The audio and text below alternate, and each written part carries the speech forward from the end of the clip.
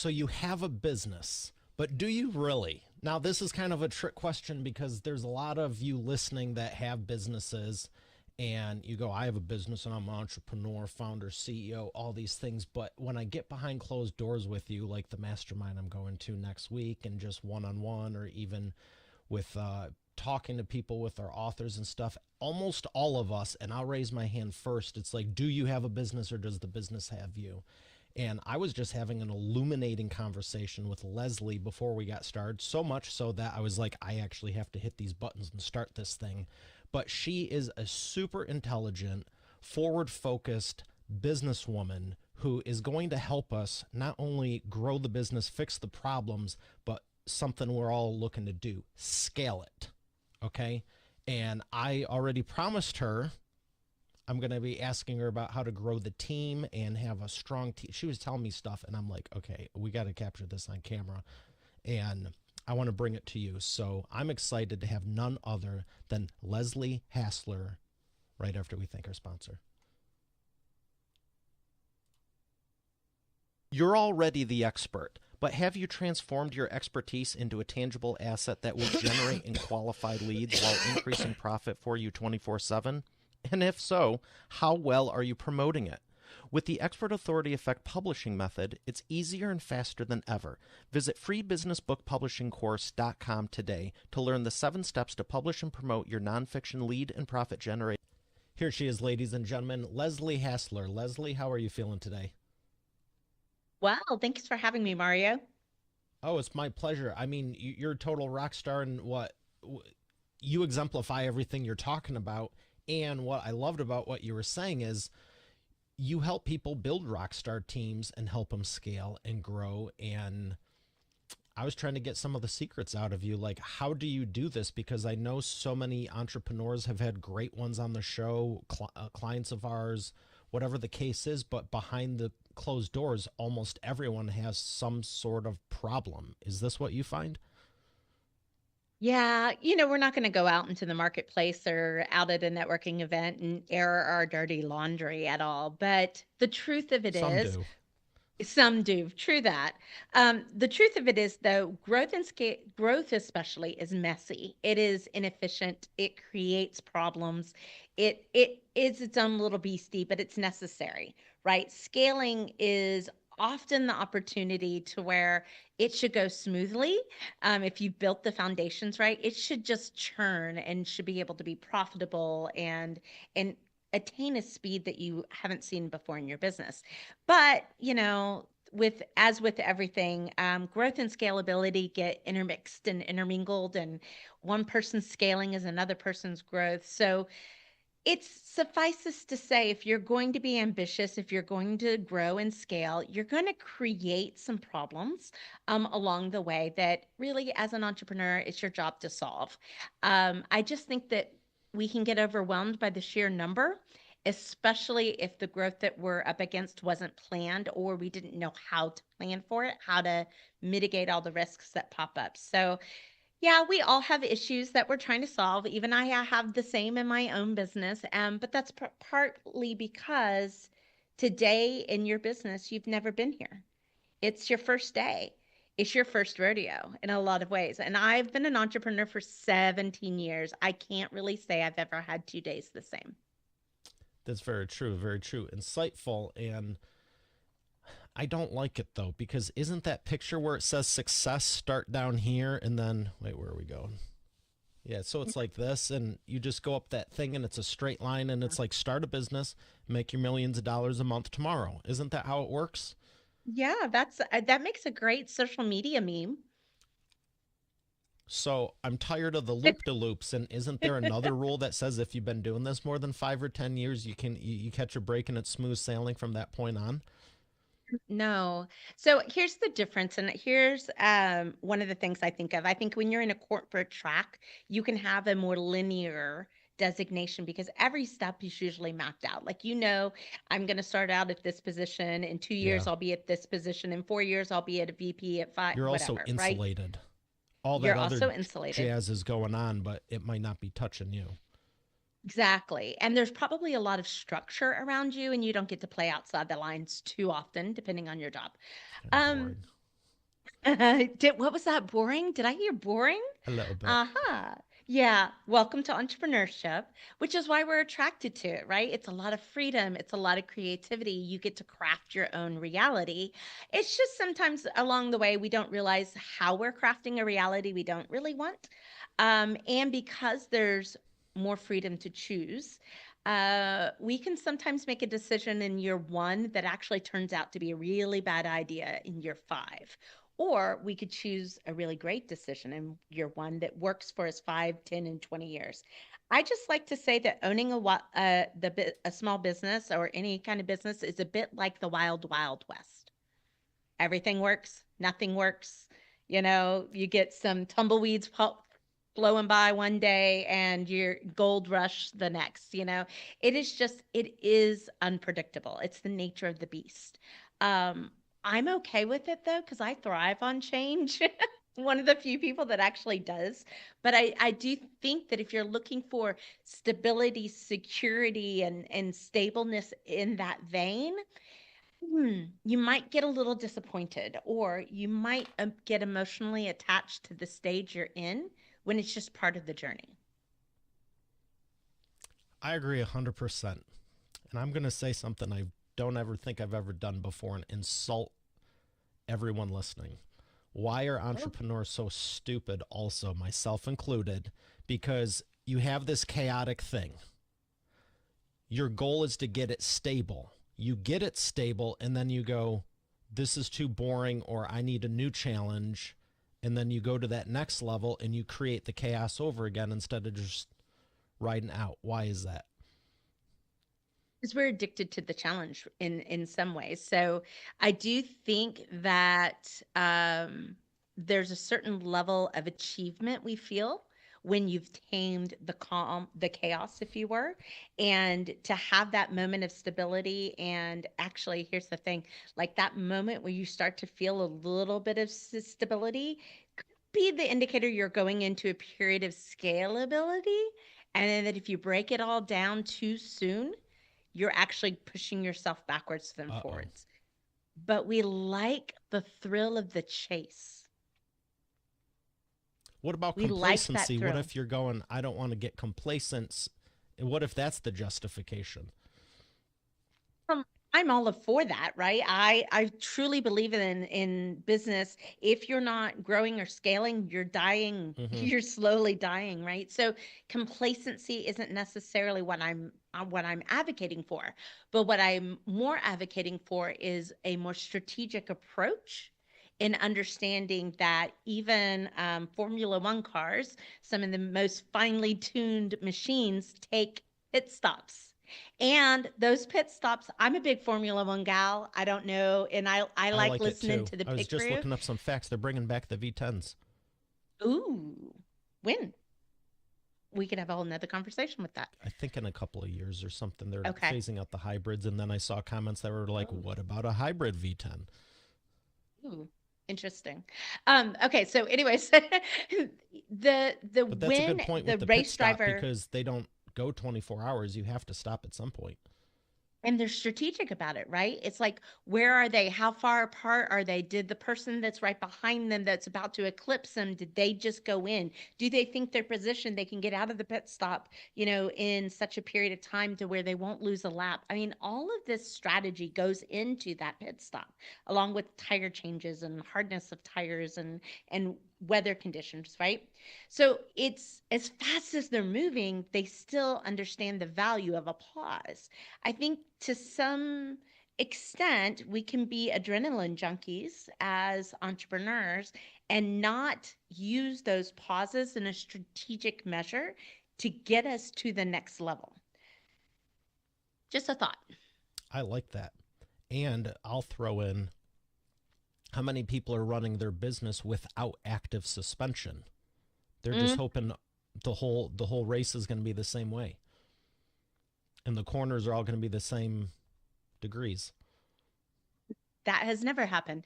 Um, I think to a certain extent because we're goal oriented. I like to say like an entrepreneur will run a race, right? They'll have a finish line. They'll get 6 inches in front of that finish line and then they move it. right? So we never quite get across the finish line because, to your point, by the time we get there, it's not good enough. I could have done better, could have done faster. We need to try it bigger, whatever it is. So we diminish our thing, our results, instead of realizing that it's much more of a journey. It's not like you're running a single race. You're running a marathon over years, and you want to have enough left over of you when you get to wherever you're going Yeah, to that's make it true. all worth it. So it is this delicate balance that we have to do, the yin and the yang, the pause and the go, the you know being inspired by intuition but taking strategic action. It is an art for sure, full of a lot of science. So I'm going to do the smoothest transition here ever without letting anyone know because it's a perfect point to bring up the team. And Mm, I know people that like entrepreneurship for they're in control, they can run it, they can have everything their way. But mm. I do know it's nearly impossible to scale unless you build out a team. You can't do it all on your own. There's a breaking point at some point, and it's sooner than you think. So, how, how do you segue into the team and go, okay, I need one person, I need two people, I need five people, I need 10 people? And I know it varies between business, but how do you balance that? I want to be aggressive, but to your point, I still want something left over so I can enjoy this. Or maybe with the team, you can still go as fast as you could on your own, but it's not going to burn you out. Yeah, there's a lot in there. I think the first thing is to know what you're growing and where you're growing to, or what your ultimate goal is. And I'll put my big crazy goal out there. Like, ultimately, I'm building a $10 million business. Good for you. Today, am I making decision of the revenue that I have today, or am I making a decision as a $10 million business? That's a key question to be asking. That does put you on the hairy edge of scary, because you're making decisions outside of your comfort zone. But it's important to know what you're building to. So, does a hiring decision today make sense and move me towards that goal? Or does holding it off do better? Like, when you start to take some of these decisions with a longer viewpoint, if you would, which is exactly what we're saying with our racing analogy and the cars and everything, is you've got to have a broader view of what your ultimate goal is to that you're trying to achieve. That's a big cue. Um, Two is a lot of our businesses and the people that we're working with, family's a strong value proposition. So being at kid events or being there for vacations and things like that. We have to make this possible. Well, that's not sustainable if it's only you and the business relies on everything you do. Team, like you said, value, an important aspect to building this out, but so are systems, processes, and technology. They all go together to create leverage. And that is what we're trying to do in a small business, is be able to do more with what you have, be able to get a bigger impact with the resources that you have, and grow that over time. Um, that first decision, you are right. I loved it when you said it's often sooner than you think. That first decision to hire that first person needs to be at a point in time that it's probably going to be about 150, $200,000 for a lot of people. Sometimes it's a little sooner, depending on what you want for your quality of life, but it's within that aspect. Here's why people find it to be such a challenging decision, though. As human beings in the Western world, we have been raised to value the work that we do ourselves. Why is that? I think one is we have that hard work ethic, right? And through the course of either growing up, education, corporate experience, whatever it is, somewhere along the way, you were taught that the person that will get it across the finish line is yourself.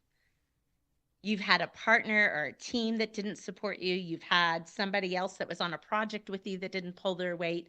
You've proven to yourself that you can be successful through your own efforts. In small business, hey, that is great. You're going to get some traction outside of the door. But it does get to a point to where it starts to work against you, because your evolution as the owner needs to move from being the one who does all the work to ensuring that you're the one who gets the work, that ensures the work gets done. which generally means other people are doing the work, but you've set up a system and a structure that gives an output nearly similar or better than what you would do yourself. That that process is not very strategic for a lot of people. It's, "Hey Mario, I'm going to hire you to do a task. Do the task because after all, I hired you. You should know how to do it," right? It doesn't it falls I think it falls flat Are on you the saying face it in a should be lot of more ways. strategic and have an SOP with a checklist and some I think it quality? should be more strategic. I think you should also be considering one of the decisions we go through is, are we hiring for a task or are we hiring for a result? Oh, Because please if I'm going elaborate to, on this. okay, so if you hire for a task and Mario, I'm hiring you to do my task, you come into my company to do the task. Now I'm managing you to manage the task. Versus I say, Mario, here's our goal. Here's the result that I want from you. I am here to support you. Here's the process as we've had it. I want you to go through it about 3 times. Then I want you to tell me how we can improve it. If you find a better, faster, quality way, phenomenal. Let's document that. Let's turn it into our own system. Let's evolve and improve. There's a certain empowerment when I'm like, I'm hiring you for the result. Because now, because go back to our previous conversation about hard work, you're inspired to be successful Hmm. versus me micromanaging. Have you checked the email yet? Have you picked this up? Did you write that X, Y, and Z as part of the task? Like there's just a different energy around around how you hire and how you manage. I truly believe that most people want to do a good job. They want an out a girl, out a boy, right? So Yeah, set them otherwise, why up would to they be succeed. working there or at all? Majority of the employees that come to work for a small business, they're not necessarily coming for the pay. They're not necessarily coming for the benefits because those, let's be honest, 9 times out of 10 are under par compared to a corporate organization. They're coming from the opportunity. They're coming for the ability to impact, to be a part of something, maybe to have more freedom, more autonomy, more flexibility. Mm-hmm.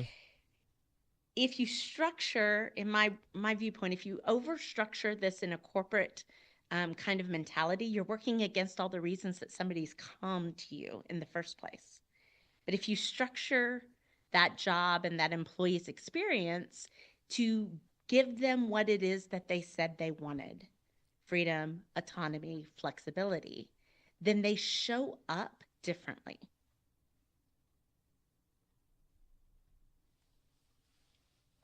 I love everything you're saying. There is so much more I want to ask you, and I'm like, okay, 5 questions. Which one do I go with? I'm going to ask you, where do you find them? Because I feel, I feel one of our listeners is going, okay, where do you find these magical people? Magical people. Um, I will first start off with saying I'm not looking like that word magical puts so much pressure on this hire, if you will. So I'm not looking for magical, not off the bat. I create magical, if that Oh, makes sense. Once they're in my company or in our clients' companies, we're finding as good of a fit as we possibly can. So our last 2 hires that we had in our own business came through Indeed. We've done situations to where we're having recruiters come in for certain clients to take the heavy lifting. Sometimes you can do it in your network. Honestly, though, you're going out into the big chaotic job market to attract these people. So the first thing that you're going to start with is a job description, a job ad. You can go the typical route. I just think you should be hiring for attitude and teaching skill, not hmm. always hiring for skill and hoping they have the right attitude. So we really treat a job description almost as a marketing device. If we're going to create a value proposition for our consumers, our target audience, you create a value proposition for that employee, and you're speaking the love language, if you will. I don't know. I'm going to give you an example. Have you ever seen Happy Feet? Yeah, I don't. Okay. love it. So you know Mumble, he Mm-hmm. can't sing his heart song, but man, he can tap it out, right? But every penguin has a different song, and they find attraction with each other. Love this story. Lots of parables, parallels to business too. You're essentially, with your job description, creating a heart song that matches somebody else. That's the way I look at hiring. Is we have to be so clear in the heart song that comes through the must have 10 years experience, blah blah blah blah blah, all the technical stuff, that it pulls the right individual forward. Is everyone that going to come through great? No. It's interesting. It's the same thing I've told people for decades with marketing. You want to attract Mhm. and repel. Yes, It's not just, definitely. oh, we're a great company. And I don't mean No. just with people. I'm saying for your product or your service. Hey, we can help you with that. And so many people have it like, we don't do anything wrong. Everything's perfect. And the best ads are the ones that actually irritate some people because it's like, if you don't like this, great. I don't care. Go to the other person you can. There's plenty of people out there. So right, and I think this is what we fail to understand as a small business is that you are committed to an answer. You're just not attached to what the answer is. So I would rather we a friend and I used to say, "Love me or hate me or leave me. I don't care. Choose one." Oh, Right? I just need you to choose one because then I can move forward. And it's the same thing. You do that in marketing, you should be doing that with your employment as well. Is your you want people to like lean in, heck yeah, that's me, right? Or lean out and go, oh no. And you use like we'll say sometimes if you were if in school you were the fastest person to finish the test, you should read this job description, yeah. I remember right? seeing a technical ad or IT or something, and the whole thing was basically just a QR code. And it's like, if you have no clue what this is, don't even bother. Don't come, right? If text scares you, I was like, if you have a hard time attaching an image to an email, this is not going to be a good fit for you. Yeah. Super I clear. love those Everybody knows how creative that ones. is. So, but yeah, that's it exactly. It's like I said, you've got your consumer or your client value proposition. You have an employee value proposition. Knowing what that is makes it so super clear for the right people to lean in. But our last hire, one of the jobs that we were doing, I probably got 200 resumes. We booked 20 interviews, Mm-hmm. 10 made, and we hired one who's looking pretty good. They just started this week. We have lots of good indicators. But here's the question, like most people, they said they had to go through 200 interviews. They only invited 20 people to come to an interview. Half of them didn't show. Yeah. Do you get upset about any of this? No, not anymore.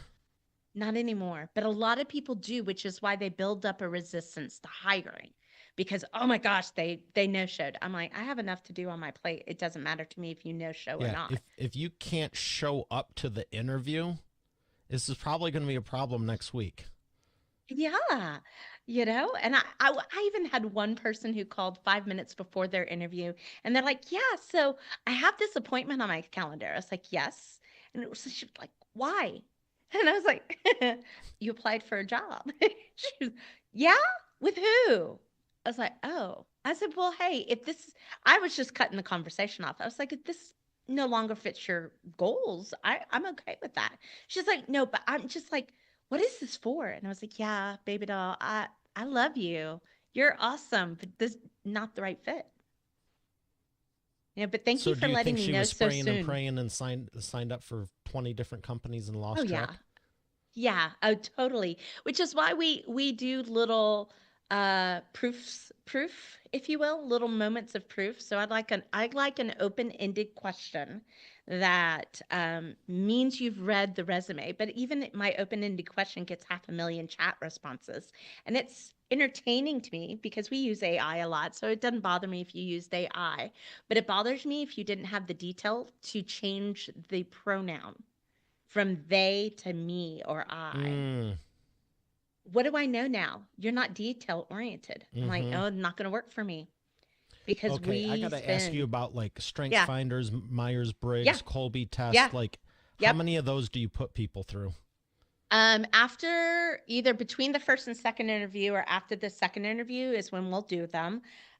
We have decided to do the Enneagram for business and DISC.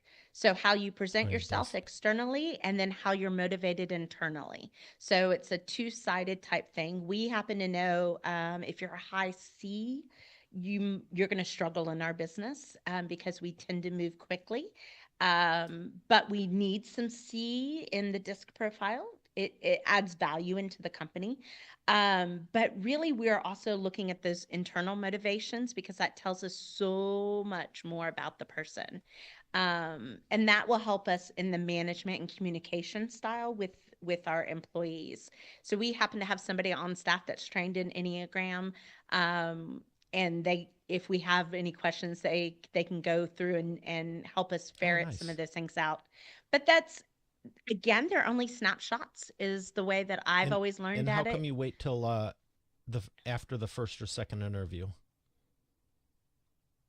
Have you ever tried it where you just say do all this stuff and then if you pass it, we'll give you If an it, interview? yeah, and there's benefits to putting up hurdles and seeing who clears the hurdles. But at that point in time, I liken it to the first date. If it's so hard to get a first date, are they going to continue? Sometimes when we put up these hurdles to qualify, which are valid hurdles to qualify, we actually discourage the right people because they see through the tactic or maneuver. Mm, I I and plus it every test is an expense. So I would more strategically want to know after at least that first interview, usually within 15 minutes, our team and I, we can get to, we know, don't know. And it's super clear to us really fast whether or not this person would be a good fit for us, a good fit for the position, whether they're actually qualified, the language, the vocabulary that they're using. And I don't know if it's because we do so much consulting and we have to get to know people super, super fast, if that's just a skill that we've developed over time. But myself and my operations manager will do the interviewing. She takes half, I take half, and our rule is if either one of us disqualifies, we move on because we both know at the same time, we're also protective of our team. We're not going to bring in a negative Nelly, somebody that's too negative or too coarse or too that way. But we still want diversity. We want diversity of opinion. We want diversity of um, experiences and things like that. So we're balancing a whole lot. But I tell you what, 15 minutes in, and so we'll just, okay. we'll do our 30-minute interview. And then if they make it through, they make it through. And then we'll kind of go each step of the way. But above all, we're looking for fit first, ability to learn second. Can they use technology third? Because we're a fully remote business. All these I was things are gonna say super not make or nowadays, break. like if you don't know how to work a computer, have a working one, or the internet doesn't work, it's like nothing against our company or you, but where do you think you're gonna succeed easy and effortlessly if you're, you know, You would be amazed. It's not even age specific. It is truly um, whether or not you get it or whether or not you can learn. I will say the ability to learn for us is paramount? almost paramount. Mm-hmm. hmm Because so much is changing that we can't afford to rest on our laurels. If you would, we've got to be constantly learning in order to And be innovating effective. too. hmm Not just the whole Yeah, thing changed. We got to learn this new way because so and so changed. You know, let's just use Google because everyone likes using them. Like something changed, yeah. but also, okay, cool. Everyone's changing. Competition wise, how do we still beat them? Yeah. And your attitude towards change is really important because and this is, hey, a growth hack for you. We can experience so much change at such a hyper accelerated timeline right now that if we aren't adapting and innovating and learning at a similar time speed, Yeah. then that's where you get the disconnect of the businesses that get left behind and the businesses that catapult forward. So that is a growth knob, if you will, a thing you can dial into in your business. But it means that you're going to have to let go of some old paradigms. And for growth and for businesses, if you think 10, 15 years ago, good growth was what, 14% year over year results in a company doubling in 5 years. That was good, aggressive growth. Now we can double a business in 6 months if it's ready. It's not time bound so much anymore. And I think we have to look at that as our experience and our knowledge is not time bound. You can have somebody that has 5 years experience be more effective than somebody with 50 years experience and vice versa. It is truly all about how that individual has chosen to harness the knowledge and the learning and the rate of change. Wow. Impressive. And you're right. It doesn't take as long to change. I'd have to say you have to have the right people and be personally ready for it to receive it and not be intimidated. Because you Agreed. might be able to do something in 6 months or 12 months like you and I could, but if you don't believe you can even double in 5 years, good luck. Henry Ford, whether you think you can or you think you can't, You're you are correct. right, right? And we've had several clients come in. We had one client come in and we did an audit on their business and I gave them back their growth plan. And I was like, I think you could quadruple. And it was like, no, that's not possible. No, it's not Hmm. possible. And I was like, but wouldn't it be fun to try? And they're like, well, and it's like, well, what if we just play? What if this doesn't work? What if this is just play? Let's see what can happen. We quadrupled the business in 9 months. And so I think we're just too bound by old constraints to just open up the possibility that it Limiting could beliefs. happen. Limiting beliefs, but it is a lot of it. So much of it is socioeconomical, what we grew up with versus what the environment is capable of today.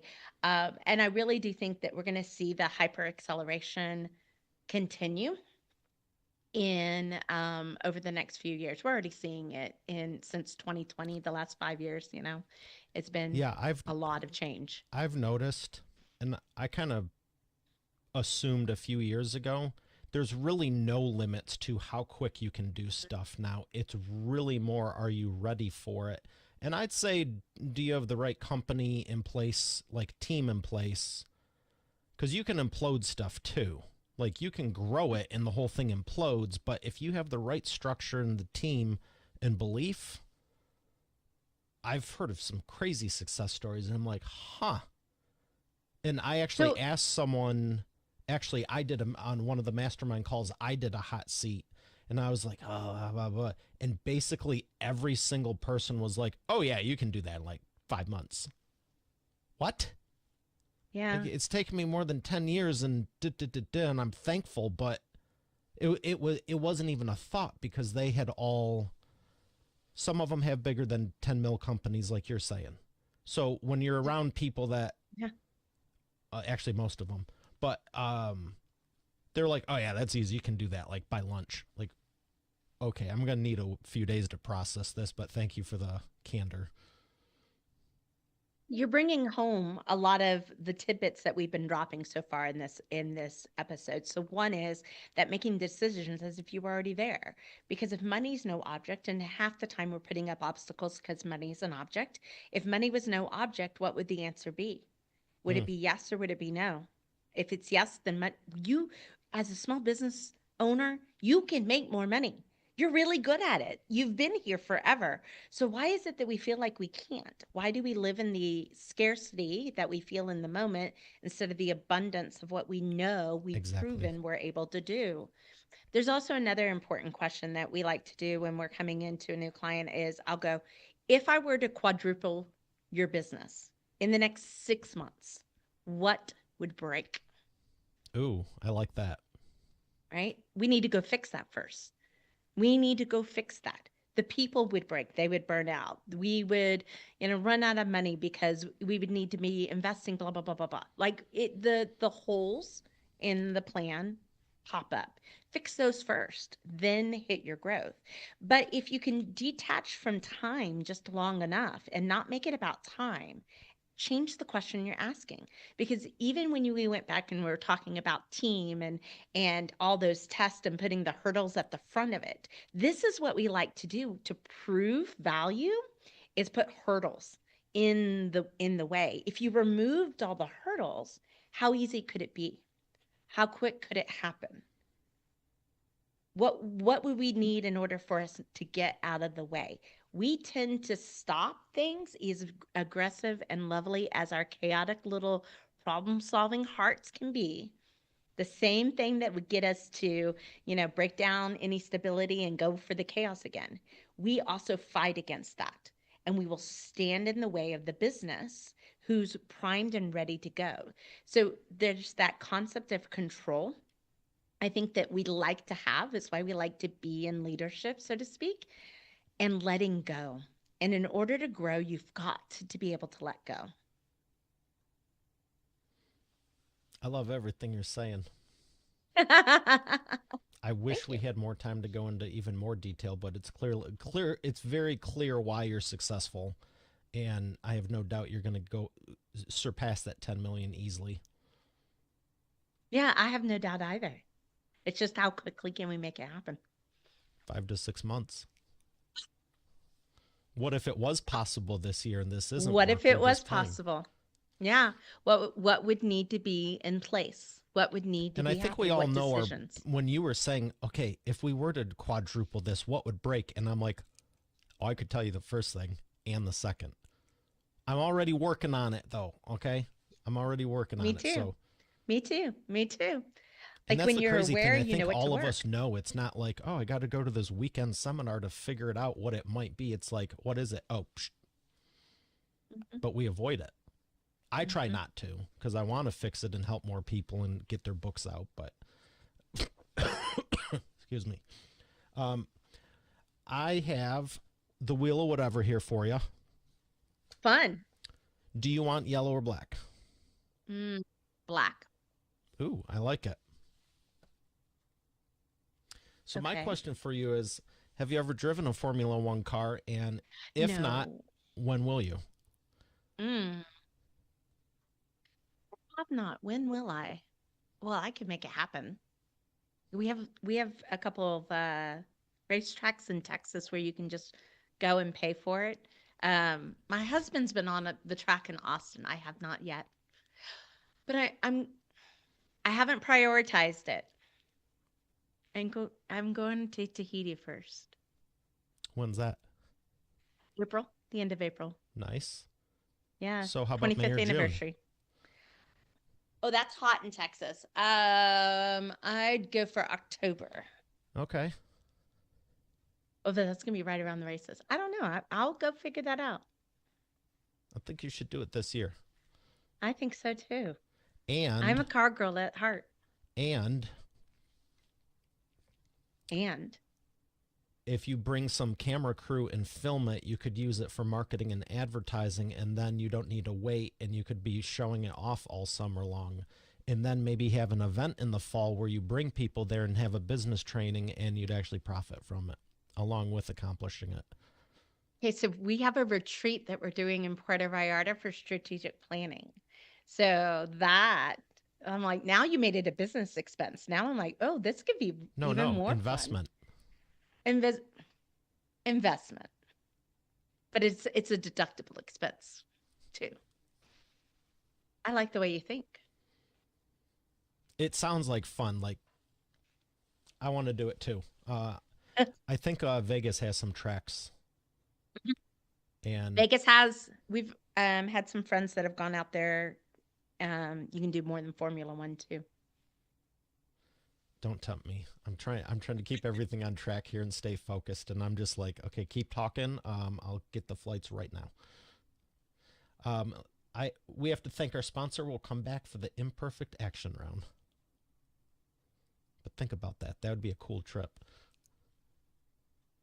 Every business needs a book, including yours. Visit freebusinessbookpublishingcourse.com today to learn the 7 steps to publish and promote your nonfiction lead and profit-generating business book in 8 weeks. Once again, that's freebusinessbookpublishingcourse.com.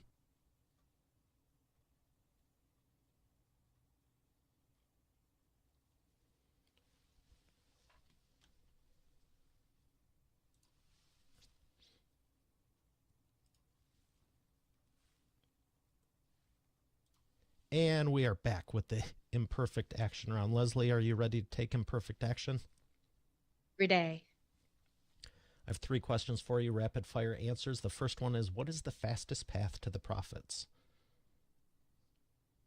Through pricing.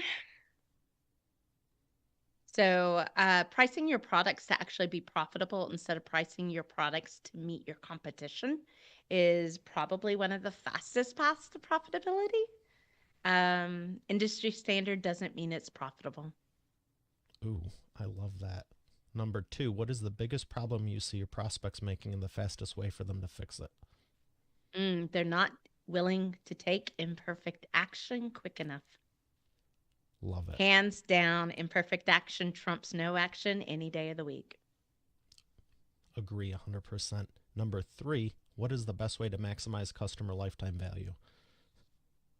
To actually have a customer journey in mind, understanding the problem that you're solving. And once you solve that problem, what's the next problem you're going to solve? Also, because you're so good at what you do, don't solve everything all at once. Mm. Take time, take your time. It actually will have sticking power for the client. They'll have a better client experience. And it's not so much pressure on them to begin with. Mm-hmm. Okay. Where would you like people to learn more? So if you're hearing us today, we actually have a fun link just for you. So it's yourbizrules.com/experts. You're going to be able to see a little bit more about what we do, but we also have some phenomenal books, book guide that you can download for free. And then if you're ready to grow and scale your business without the burnout, you can schedule a time to talk with either myself or our team. Very good. Leslie, it's been a pleasure. As well. I wish we had more time, but I can't wait to stay connected, and I can't wait to hear about your Formula One racing. I know. Now I have someone to be accountable to. October this year. All right, Leslie, thank you for a great episode. Expert Authority World, we'll see you on the next one. Have a great day.